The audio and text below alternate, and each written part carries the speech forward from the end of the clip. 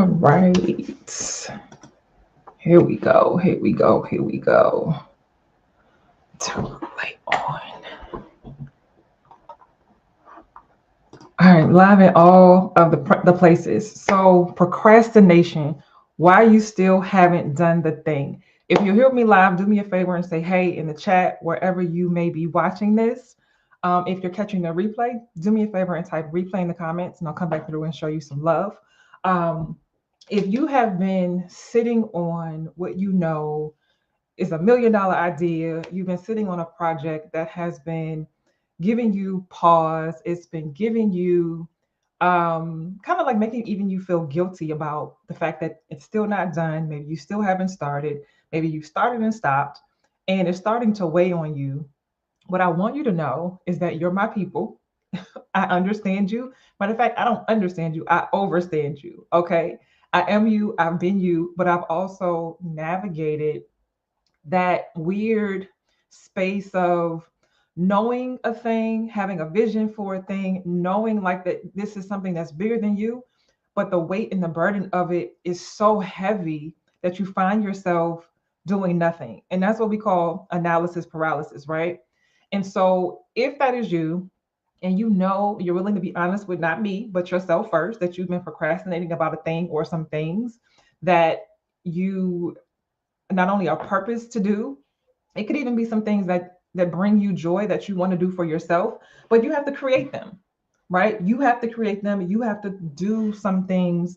You have to put some muscle and some motion behind the thing in order for it to happen, right? And your burnout, your adulting is causing you and calling you and requiring you to do things that are necessary, but they drain you. And so by the time you finish checking all the other boxes and serving everybody in your space and sphere, there's not much energy left in the tank.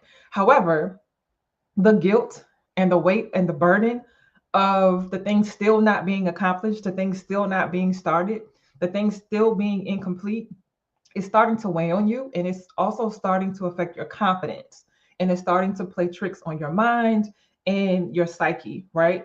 And I know this firsthand because if you know anything about me, you know that I recently wrote and published a book. Well, I should say recently published a book.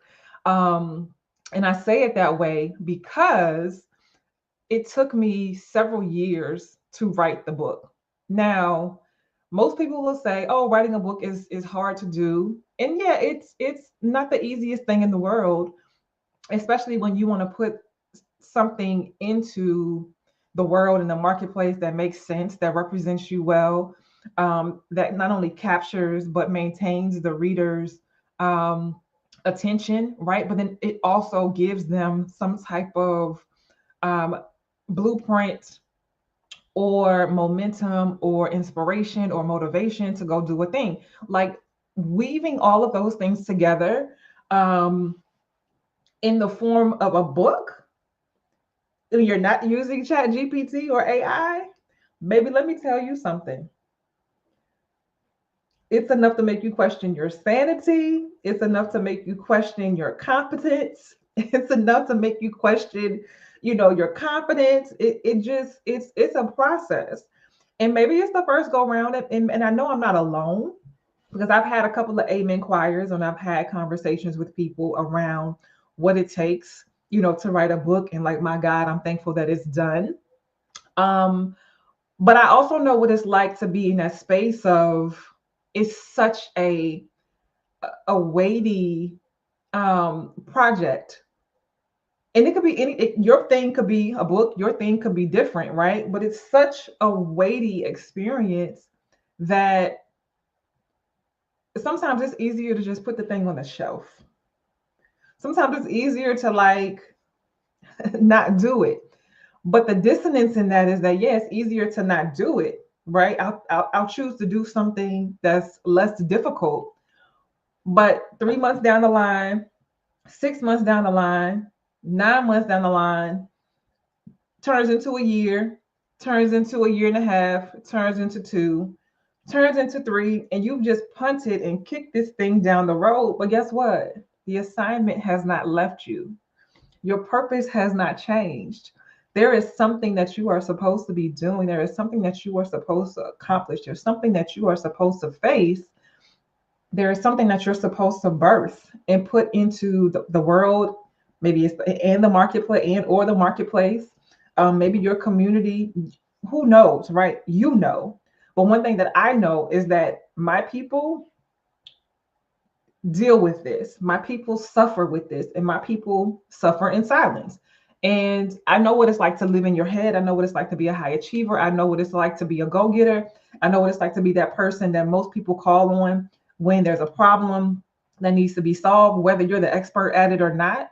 They still think about you because you know why? Because you get it done. You get it done, and you make it look easy, even if it's not always. Even if you don't have the answers, you don't have any experience or expertise, but you're dependable and you're reliable. So people continue to call on you to do things, right?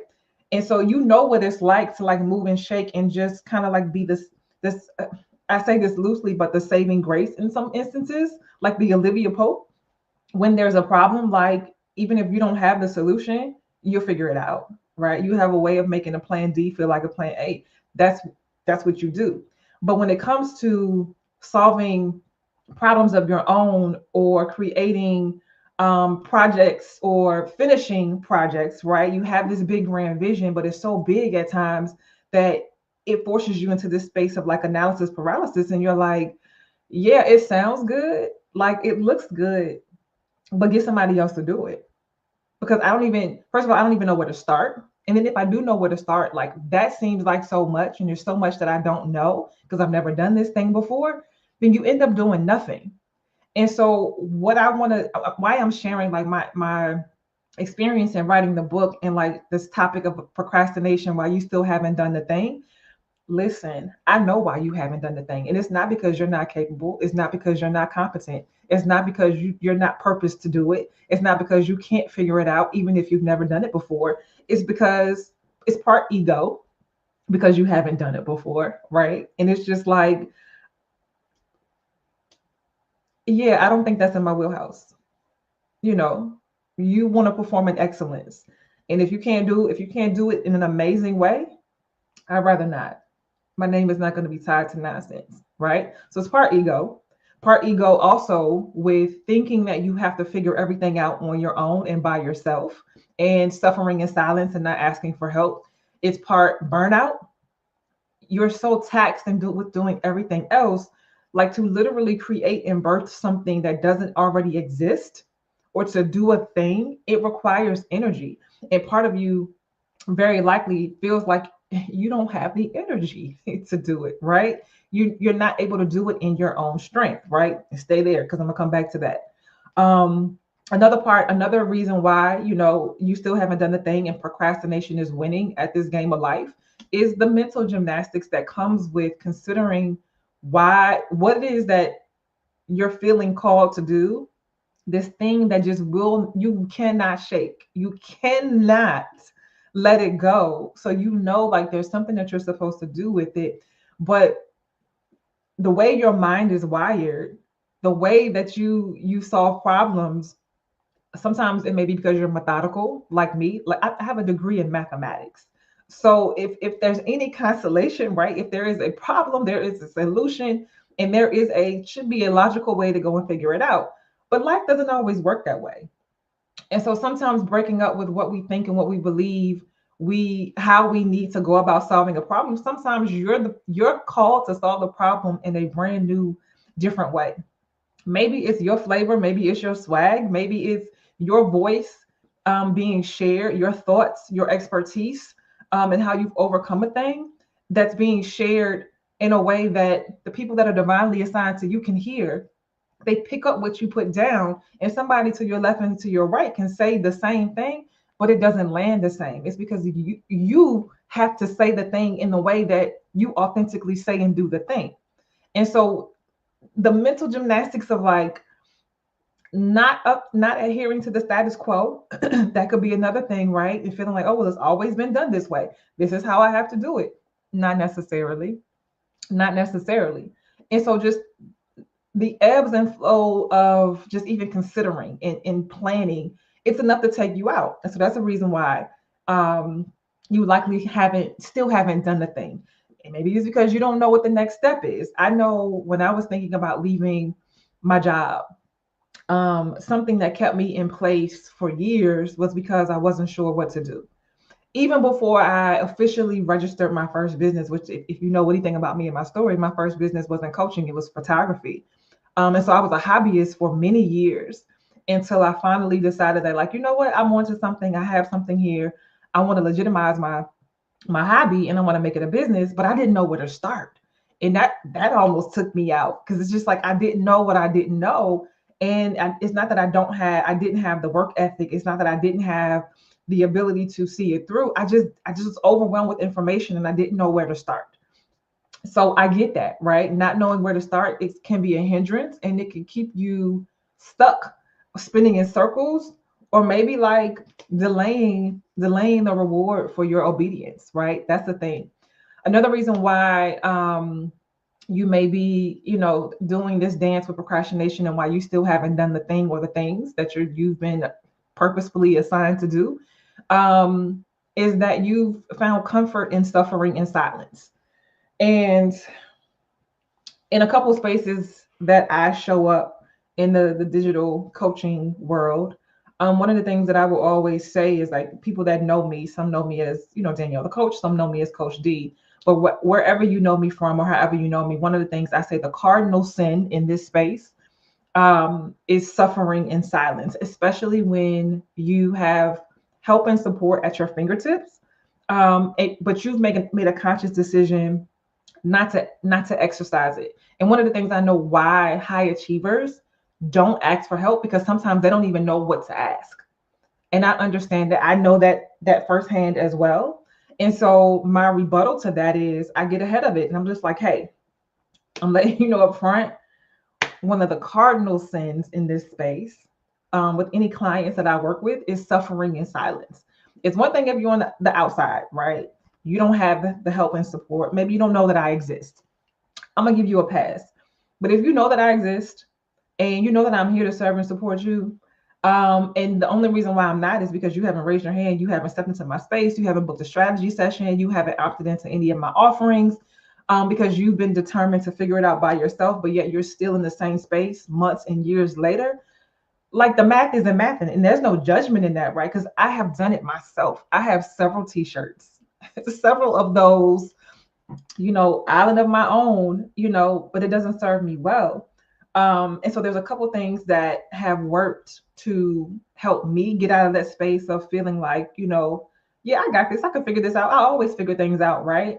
And it's not that I can't figure it out or that I don't, but the time that it takes me sometimes to figure things out when I'm operating in a silo, when I'm operating independently, is probably significantly longer than when I raise my hand and ask questions or get support from others who have already done what I've done, what I'm trying to do, right? So when I was wanting to write the book had been on my conscience for several years, like 3-4 years. And somebody in my sphere I knew, I ended up meeting a couple years before I decided to finally write the book and had clarity around that. And she happened to be a book coach. She offered, um, she had an offer to write your book in a weekend. And I'm like, no, I've been carrying this for several years and I could just get this monkey off my back in a weekend. Sign me up.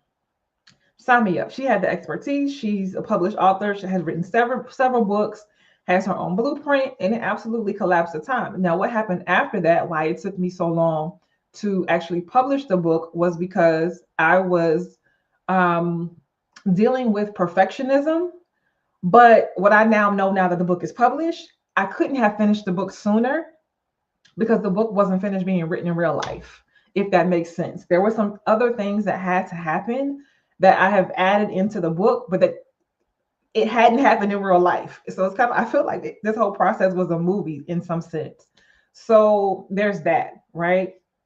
Um, but having her on my team, helping me, like, kind of serving as like the midwife and the doula to help me birth this book baby, it was clutch, because there's still some things I probably will be tinkering with right now, um, years later, if I didn't have her expertise on board, can I figure it out? I always do. I always do. But having her on board helped me figure it out a lot quicker. And it also eased the pressure of having to know all the things and do all the things. In so many instances, I just had to be the talent. I had to get it out. And then she kind of helped cross T's and dot I's. But the burden on me was to get it out in a way that I was proud of, in a way that was honest, in a way that was integral, um, in a way that represented me well, but in a way that I know also spoke to the souls of those who I was called and purposed to write that book for. And I believe personally, with my heart of hearts, that I checked all of those boxes. It took me what feels like forever, but we got it done. And there it is up there, the Six Figure Quitter. If you haven't seen it, if this is your first time seeing me for whatever reason, my book is the Six Figure Quitter. It's the entrepreneur's guide to transitioning out of your 9 to 5 without regret. It's available at the6figurequitter.com. If you get it there, I will sign it and send it to you right away. That's not why we're here though, right? But why I am here is because I know how crippling it can feel when you are in a space of having a vision, wanting to do a thing, but like it's not happening as fast as your ego would like it to, and that's starting to weigh on you. You're starting to question your value, you're starting to question your worth. And I'm here to tell you, like, that inner imposter that's talking down to you and allowing you to succumb to this thing that's not done, your inner critic that's, holding a mirror so called to you to critically assess, who you are, who you're not, what you can't do, and also amplifying other people's voices and opinions who may have belittled you in the past, or maybe have questioned you, doubted you. Like, all of those things are starting to force multiply. So you need backup, you need support, you need to call in reinforcements to help you temper and like play whack-a-mole with the resistance that's happening like in your world. And so I say all this to say, so there's 3 things that I want to share with you that can help you overcome like this spirit of like procrastination and like not getting the thing done. And it's what I tapped into last year after the book still not being done, like over 2 years later, and it was eating your girl up. You hear me? It was eating me up from the inside out. I couldn't take it anymore. I put my foot down and I said, this book is getting published this year, which was 2024. This book is getting published this year, come hella high water. Listen, you can either get on board, get out the way, or you're going to get bulldozed, which I say is what happens when my clients work with me. Like, whatever has been in the way, its days are numbered, whether it's a person, whether it's a vice, whether it's a thing, whether it's a limiting belief, its days are numbered, right? Why? Because the decision has been made, and the decision has been made, not just the decision has been made, and it's not been made in a vacuum, it has not been made in a silo, but it has been made um, publicly, in a sense where they make the decision and then they enlist my help. And it's just like, if you see it and you believe it, I believe it for you too. And what I'm here for is to hold you accountable to what it is that you said that you wanted to do, but to also help you see outside of yourself in a way that maybe you never have, right? To help that light of yours that's been dimmed for whatever reasons, to help it shine and to shine at its brightest capacity. When the light dims for my high achievers and my go-getters, especially my entrepreneurs and those that are still working a 9 to 5, it's enough to make you recoil and to settle for things that are really no longer serving you, and to settle for behaviors that are not producing the fruit that you were created to produce. I know I'll never forget when I was on the tail end of my career, with the FBI. One of the things that I would, ask myself is like, I wonder how successful I might be if I worked as hard for myself as I do for other people, right? And I also remember when I've asked myself, one of my old coworkers at the time when I was still there, but I had moved to a different position in a different division. She asked me, "How's it going?" And I told her, I said, if I could be honest, I feel like I am withering away at my desk. I feel like I'm withering away. And she's like, wow. So she didn't, because I'm normally, jovial, positive, optimistic. And not to say that I was being pessimistic, I was just being a realist in the moment because I was hyper aware that I was so uncomfortable. I was so frustrated. I knew that there was something else that I was supposed to be doing. I didn't have all the answers. I felt stuck. I felt like I was sinking in quicksand, like all of these things, right, at one time. Your girl was going through. However, I pushed through and I figured it out, right? And so I figured it out then. I figured it out with the book. And I want to share with you like what really helped me pull myself out of the proverbial quicksand when I felt like enough was enough, like this book has to get done, even if it's hard, even if it's uncomfortable, even if I don't know all the answers. I got to trust my gut. I just have to lock in and get it done. The first thing I did was commit to getting it done. Like I put a line in the sand. I had to commit to getting it done. So my birthday is June 15th. And around the time, it may have been like April, or it might have been like this time last year, right? And I'm just like, I was getting ready to turn 40. It's a milestone year. I believe in doing amazing things. I believe in celebrating myself, period. And I talk about this in the book, right? I don't wait to be celebrated. Like one thing I'm gonna do is I'm gonna do D, right? Again, you can get on board, you can get left behind, you can get bulldozed, but one thing I'm gonna do is I'm gonna do D. And so I said, well, how can I celebrate myself when I turn, 40? What can I do? So when I turned 35, ironically, I turned 35 a few weeks after, literally like 2 weeks after I quit my 9 to 5. After in the book, I talk about my two leaps that I've taken, right? Two six-figure jobs that I quit and lived to tell about. The first one I call leap one, the second one I call leap two. So I left the bureau on May 23rd, 2019, and my birthday was June 15th, right? So literally like two and a half weeks later. And so in having that conversation with myself about what I could do for my birthday, my answer was, well, I'll give myself the summer off, right? Because when in life will I ever be able to do this again? I'm not sure, but probably never. I don't know, but that's something that I've never done. I'm just going to live my best life. The only thing that I'm going to do, I'm not working, I'm not doing anything. I have savings. I'm just going to um, matriculate through my program at Georgetown because that was in motion. And then I'm just going to just be me. I'm doing me. I'm going to do me. Right. So fast forward, that was 35. Fast forward 5 years. Now I'm at this point that like I'm looking 40 in the eyeballs, right in the iris, right? And so I'm like, okay, well, what can I do for like 40? I'm notorious for hopping on a plane and becoming like a beach bum on somebody's islands where the water is blue green and the drinks are pretty and sweet. Like that's typically where you can find me, like even on a rainy day. But I'm like, kind of been there, done that, whatever. But then I decided, you know what? I owe it to myself to get this book done. I owe it to myself to get this book done. And that's exactly what I'm going to do. So I am going to publish this book by my birthday. Not publish the book. The part that I had to do was to update my manuscript and get the updated draft to my editor, right? She had been waiting on me, like, hey, this is your book, this is your journey, this is your process. When you get it done, you get it done, right? I'm here for you when you finish. Just I'm like, okay, enough is enough. Like this is a bit ridiculous. So I said, I'm gonna get my part to her by my birthday.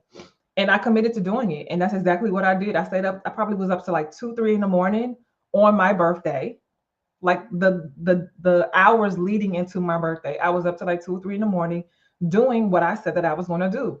I probably sent it to her like 2 or 3 in the morning. I'm like, hey, here it is, right? And that was my birthday gift to myself. And it was one of the best gifts that I probably have given myself to date, not knowing what that commitment to myself would afford me just 6 months later when I published the book on December 12th, which is my business anniversary, right?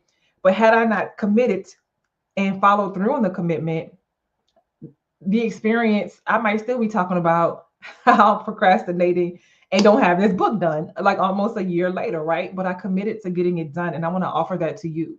Also, another way that you can overcome the spirit of procrastination and like not getting things done is conspiring with other like minds, right? I know that there is, if you're anything like me, sometimes you have to move in isolation because you're a big thinker and you're a big dreamer. And sometimes you got to hear from the source. I know my source is God, right?